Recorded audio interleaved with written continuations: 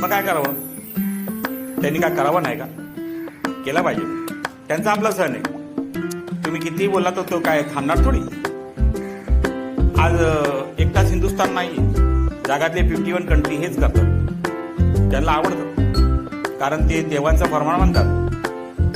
अंधश्रद्धावर चालत नाही ते लोक. मित्रांनो नमस्कार, गुड मॉर्निंग.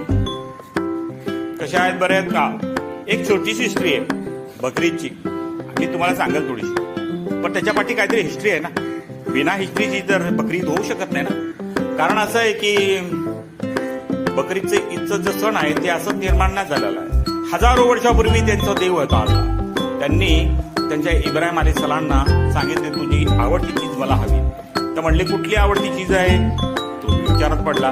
नंतर कळालं की त्यांचा आवडता चीज म्हणजे त्यांचा मुलगा. त्यांच्या स्वप्नात येत होता की म्हणत होतं तुझी आवडत्या चीजची मला बळी हवी. बस तोच विचार करत होता. नंतर आपल्या पोराला सांगितलं की बाबा अल्लाचा फरमान आलेला आहे की मला सगळ्यात आवडती चीज बळी द्यायची. मग काय करू बाबा?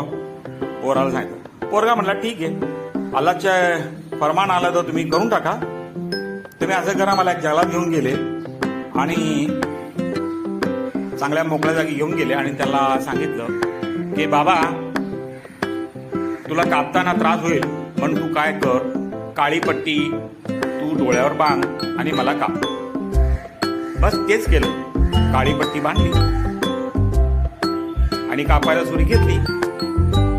कापायला घेतली तर तो गळ्यावर ठेवली तर तो पोरगा वेगळीकडे गेला आणि बकरा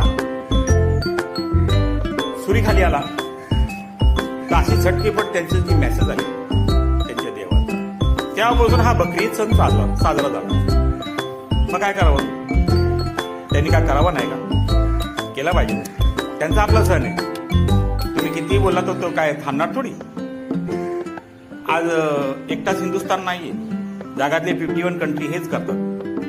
त्यांना आवडतं कारण ते देवांचा फरमान म्हणतात. अंधश्रद्धावर चालत नाही ते लोक. जे आहे ते करणारच. त्यासाठी मित्रांनो दुसऱ्यावर नाव ठेवू नका. त्यांचा धर्म त्याला पाळू द्या, आपण आपला धर्म पाळूया. आपला धर्म काय?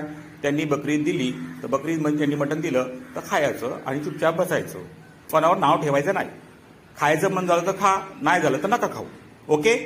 नावं ठेवू नका हो.